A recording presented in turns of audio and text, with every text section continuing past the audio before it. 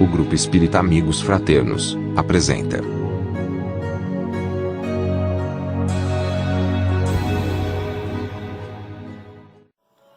Olá, meus queridos amigos, que Deus Pai Todo-Poderoso abençoe a todos. Feliz por estarmos aqui juntos virtualmente, já que nesse momento não poderemos estar presencialmente, mas estaremos em breve. Enquanto esse dia não chega, estamos aqui conversando nas redes sociais. Meu nome é Rose Cabral, para quem ainda não me conhece. Sou trabalhadora do NEAM, mas eu costumo dizer que sou trabalhadora da causa espírita. Então, como trabalhadora da causa espírita, então sou trabalhadora de todas as casas. E fico muito feliz de nessa noite conversarmos com vocês sobre o capítulo 9 do Evangelho segundo o Espiritismo. E esse capítulo ele é bem-aventurados aqueles que são brandos e pacíficos. Capítulo bem pertinente ao que a gente anda passando.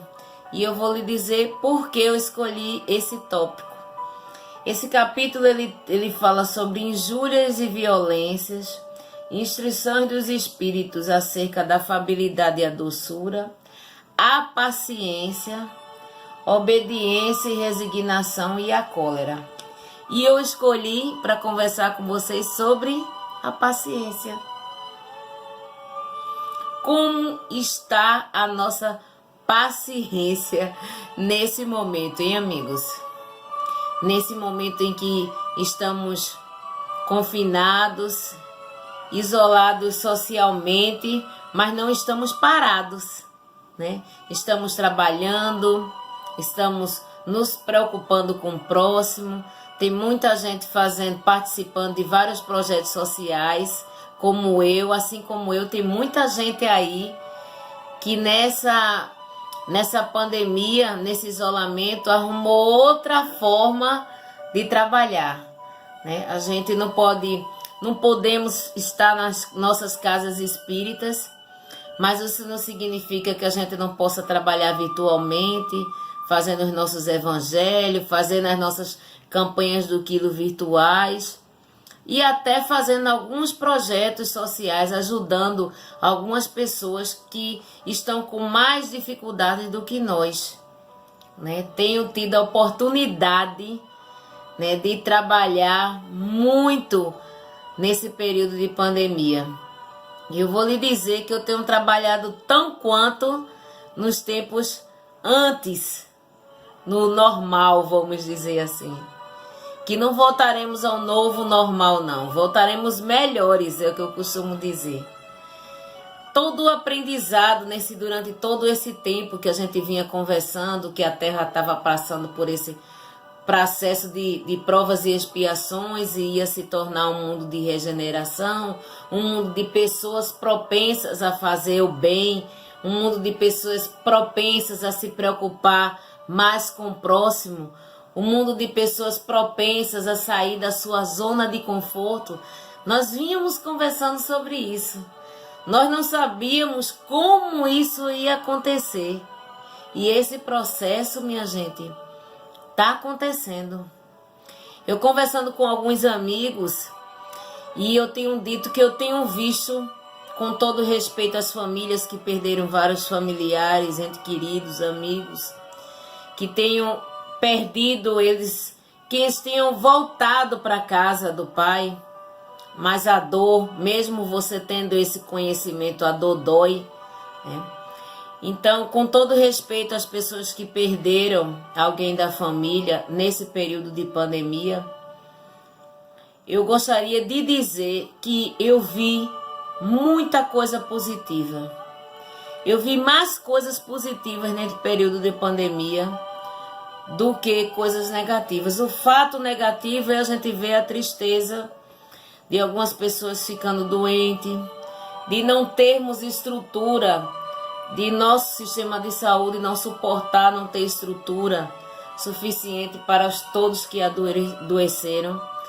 Mas a gente que tem um pouquinho de conhecimento do tamanho de um grão de arroz, nós entendemos que muita gente passou, teve esse vírus, adoeceu, mas não voltou para a casa do Pai, ou seja, não desencarnou. E outras pessoas sim. O que nos leva a pensar, mediante o nosso conhecimento, mediante o que a gente vinha ouvindo, estudando ao longo de vários anos, que nada mais foi para nos prepararmos para esse momento, para entendermos que essas pessoas que estão indo embora nesse momento, assim como outras, em outras epidemias foram, era porque chegou a hora, foi chegado a hora.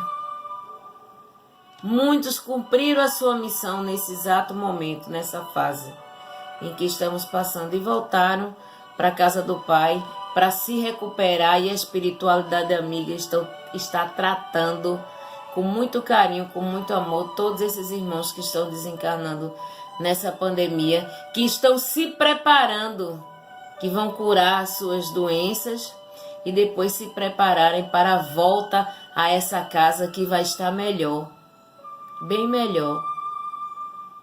E aí, o que é que tem nos exigido muito, além de conhecimento acerca dessa doutrina maravilhosa e consoladora? Uma coisa que tem nos exigido muito é a paciência, né? A paciência de entendermos o momento que estamos passando. A paciência de se colocar no lugar do outro.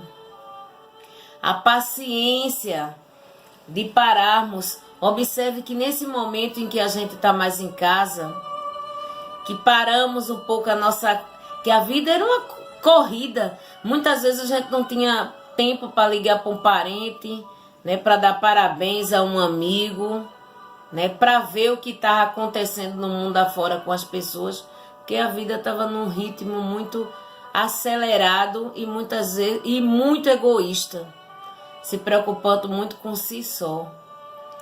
Então, essa paciência que a gente está tendo de ficar calmo, procurar ficar calmo, procurar se colocar no lugar do outro, ajudar as outras pessoas que estão numa situação mais difícil do que a gente, tem nos ajudado ao nosso equilíbrio. E o Evangelho, nessa parte de paciência, ele começa dizendo assim, que a paciência, a dor é uma bênção que Deus envia aos seus eleitos. Não vos aflijais, pois quando sofrerdes, mais bendizei. Ao contrário, o Deus Todo-Poderoso que vos marcou pela dor nesse mundo para a glória no céu. Então, quando eu adentrei no Espiritismo, eu passei, uma das primeiras palestras que eu assisti foi a causa das nossas aflições.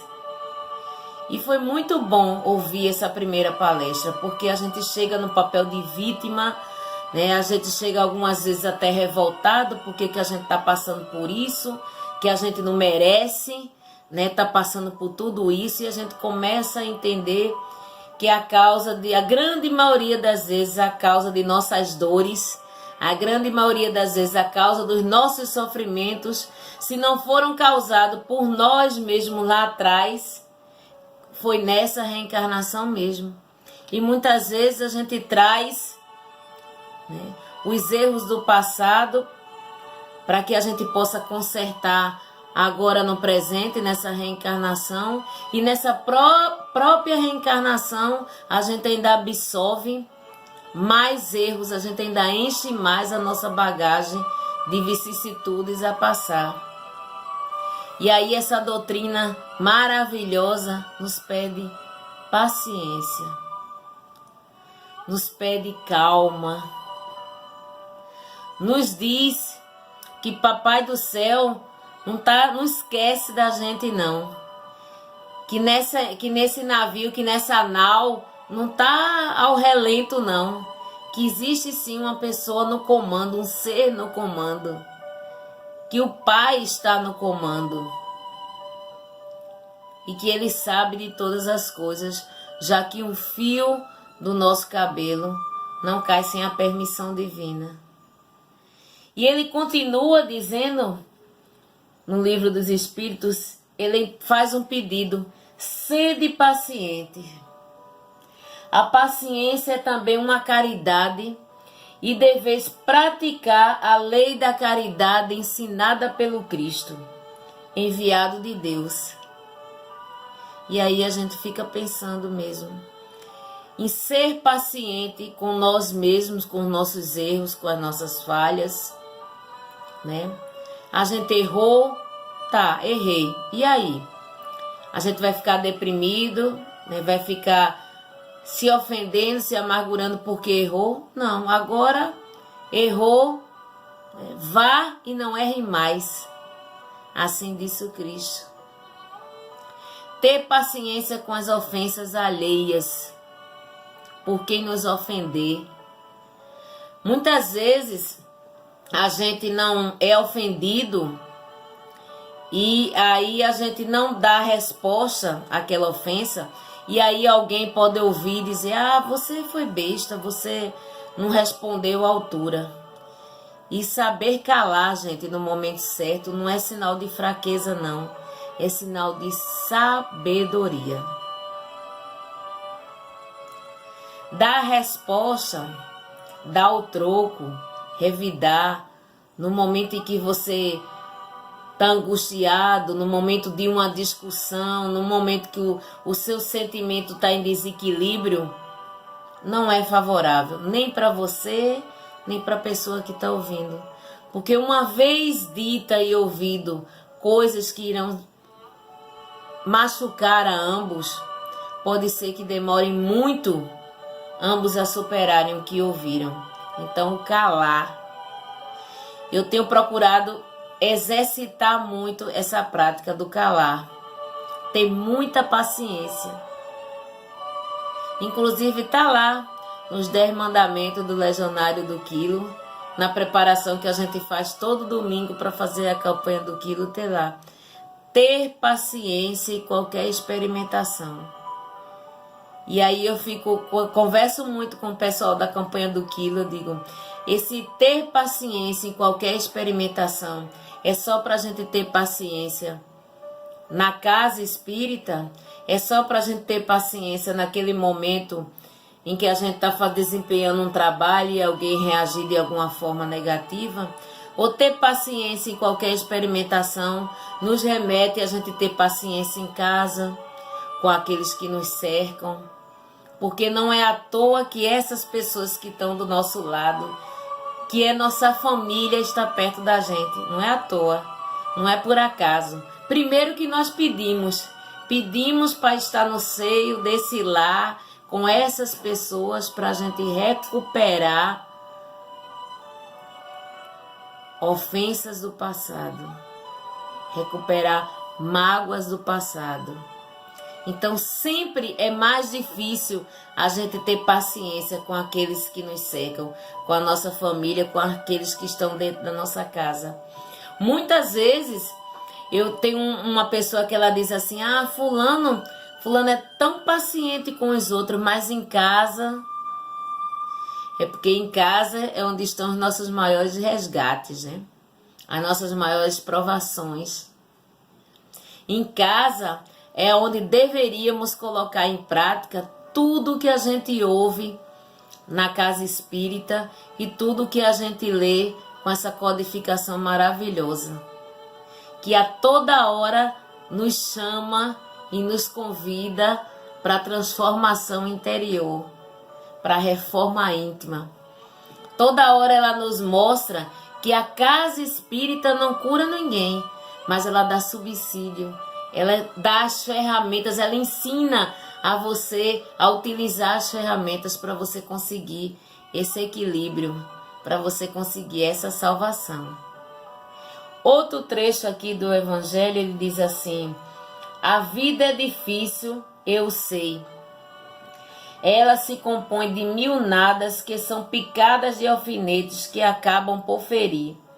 Mas é preciso considerar os deveres que nos são impostos, as consolações e as compensações que temos por outro lado. E então veremos que as bênçãos são mais numerosas do que as dores. Pensemos, refletimos. Muitas vezes você pode até assim estar meio angustiado porque você está em casa, está isolado. Mas quantas pessoas não têm tido nem casa? Nesses momentos eu tenho feito alguns trabalhos sociais, tenho ido levar algumas cestas básicas em algumas casas, em algumas famílias carentes, nas ruas. Vocês precisam ver o que é sofrimento. Um vírus desse por aí e gente sem a mínima estrutura. E muitas vezes a gente tem toda essa estrutura, né? Uma coisa é você sofrer porque você está isolado, porque você não está podendo ir para uma festa, porque você não está podendo ir para uma praia, para uma casa de um amigo, para uma casa de um familiar, mas você está cercado de estrutura, né? Você tem condições de ter o seu alimento, de o alimento chegar até você, ou talvez de você precisar sair e comprá-lo. Você tem a condição de comprar um remédio, você tem a condição de estar numa casa, numa cama confortável ao deitar. E quem não tem? Quem está passando por tudo isso sem estrutura nenhuma. Isso não significa que a gente vai pensar que Papai do Céu está privilegiando uns e outros, não. Cada um de acordo com as suas obras. Sofremos e passamos unicamente o que precisamos passar. Recentemente eu conversei com uma amiga e ela disse: Rosa, eu estou meio angustiada porque eu estou me sentindo inútil, eu estou em casa, isolada, sou fator de risco, então estou em casa, então não estou podendo sair, não estou podendo fazer uma ação social, e às vezes eu vejo você fazendo as ações sociais, tudo. Eu disse: olha, amiga, pare. Se você está fazendo prece, faço prece por você, faço prece por quem está na rua, faço prece por quem está nos hospitais, faço o meu evangelho todo dia pedindo para quem está doente. Eu disse: então você está trabalhando tão quanto como eu, se brincar talvez até mais. Está pedindo por você e por todos nós. Então, todos nós estamos trabalhando. Trabalhamos até quando a gente pensa que não está fazendo nada. Trabalhamos até quando estamos dormindo.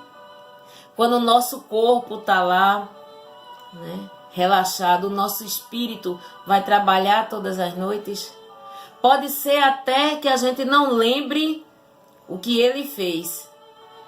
Muito embora que uns vão trabalhar, uns vão se aventurar, outros vão fazer outros tipos de coisa. Mas o trabalhador da última hora, ele trabalha quando ele está acordado e ele trabalha quando ele estiver dormindo.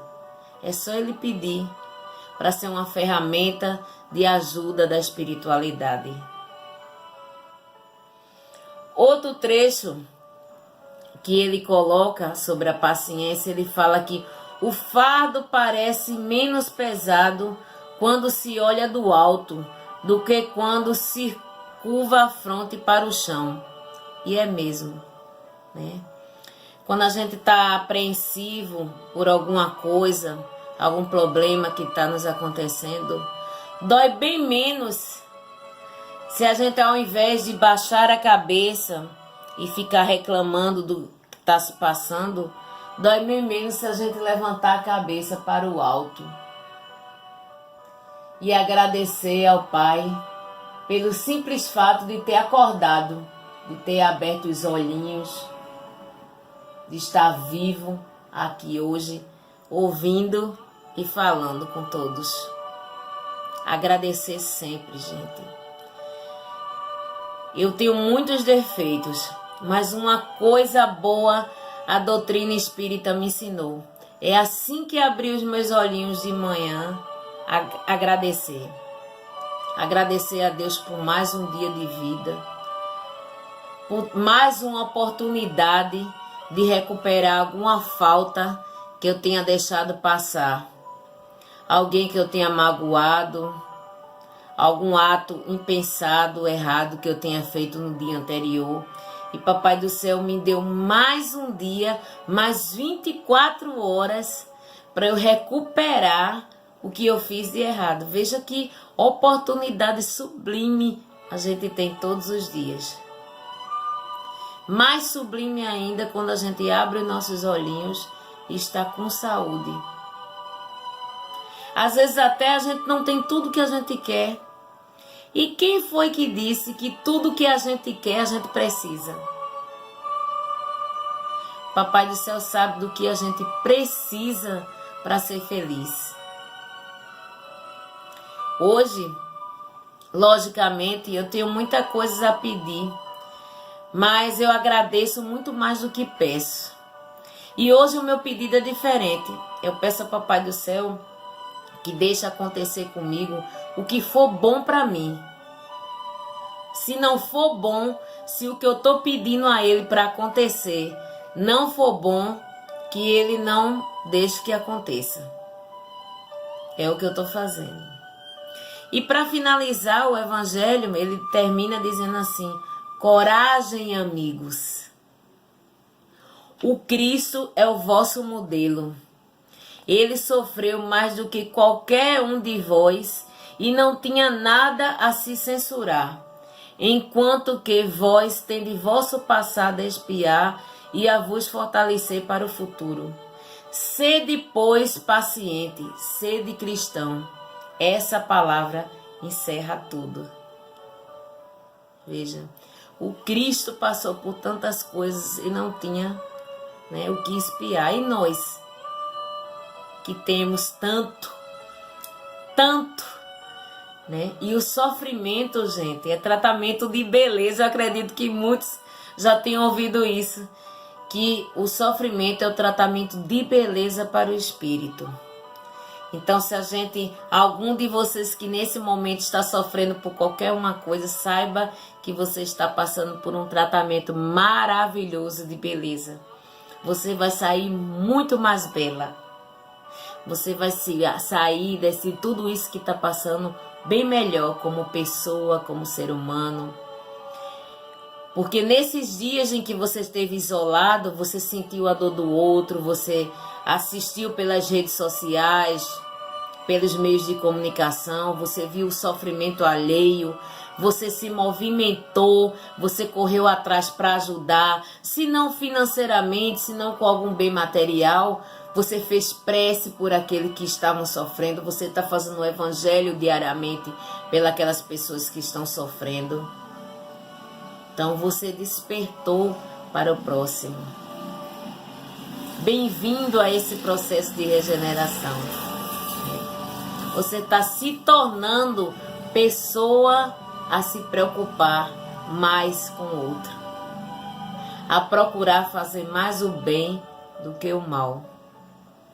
Eu queria finalizar com um trecho desse livro de Rafael Lavarini, Centelha do Cristo, que tem uma parte desse texto que ele diz assim: suportando a dor.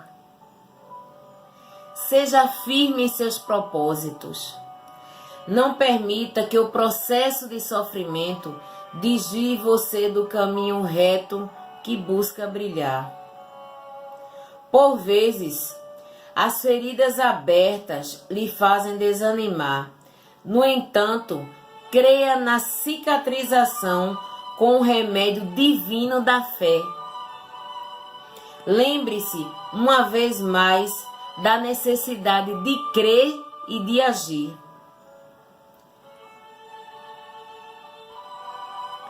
Se tem tido respostas desagradáveis da vida, passe a ter atitudes diferentes, a fim de que alcance resultados diferentes. A perseverança deve ser uma marca do seguidor fiel do Jesus Cristo. Dessa forma, as feridas hão de cicatrizar. Tu, pois, sofre as aflições como bom soldado de Jesus Cristo. Está em Timóteo, capítulo 2, versículo 3. Que Deus Pai Todo-Poderoso abençoe a todos nesse momento que estão vendo esse vídeo. Tenham paciência, tenham esperança, tenham fé, acreditem, não esqueçam, minha gente, que Deus é Pai bom e justo. E se Ele é Pai bom e justo, Ele jamais vai abandonar um filho seu. Queira você achando que Ele mereça ou não, mas Ele vai estar ali do lado. A espiritualidade amiga tem trabalhado incessantemente para ajudar todos.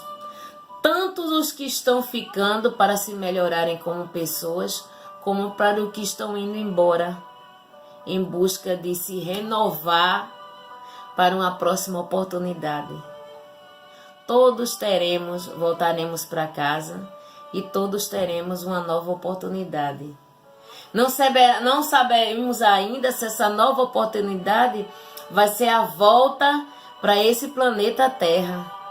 Alguns poderão voltar para eles, porque vão estar com uma sintonia melhor e o planeta também vai estar numa sintonia melhor, então você vai ter condições de voltar para eles.